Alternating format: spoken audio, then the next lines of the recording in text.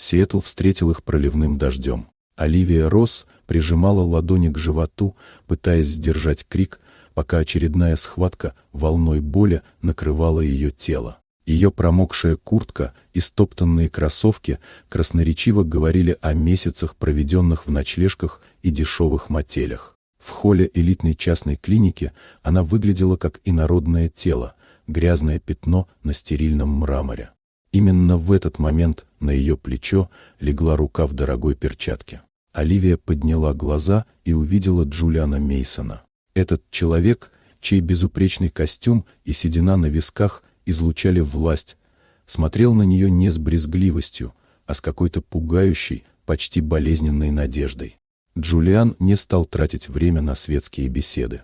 Он прямо заявил Оливии, что она не сможет оплатить счета этой клиники, а ему нужен наследник. Его жена погибла год назад после очередной попытки ЭКО, и пустота в его огромном особняке стала невыносимой. Предложение было циничным. Он оплачивает лучший медицинский уход и обеспечивает будущее ребенка, если Оливия отдаст его ему. Сначала девушка восприняла это как бред сумасшедшего. Она пыталась уйти, но слабость от голода и усиливающиеся боли свалили ее с ног прямо в приемном покое. Медперсонал не спешил на помощь бездомной, пока Мейсон не бросил на стойку платиновую карту, назвав себя финансовым гарантом. События развивались стремительно. Ослабленный организм Оливии не справлялся, и врачи настояли на экстренном кесаревом сечении. В послеоперационной палате, придя в себя, Оливия впервые увидела сына. Она назвала его Мэтью, дар Божий.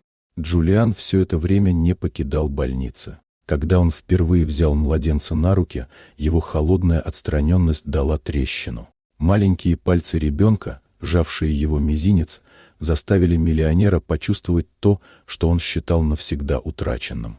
Идиллия была разрушена, когда старшая медсестра Грейс шепнула Джулиану, что Оливия не случайно оказалась именно здесь. Она несколько недель наблюдала за клиникой, изучая график Мейсона, зная о его трагедии и репутации филантропа. Это была не случайная встреча, а тонко просчитанный план отчаявшейся женщины, решившей продать свою беду подороже. Разговор в палате был тяжелым. Оливия призналась, да, она выслеживала его. Она видела, как он в одиночестве сидит в парке у клиники, и поняла, что его печаль – ее единственный шанс спасти сына от жизни в канаве. Она не просила прощения, утверждая, что ради выживания ребенка мать имеет право на любой обман. Вместо того, чтобы прогнать манипулятора, Джулиан предложил эксперимент.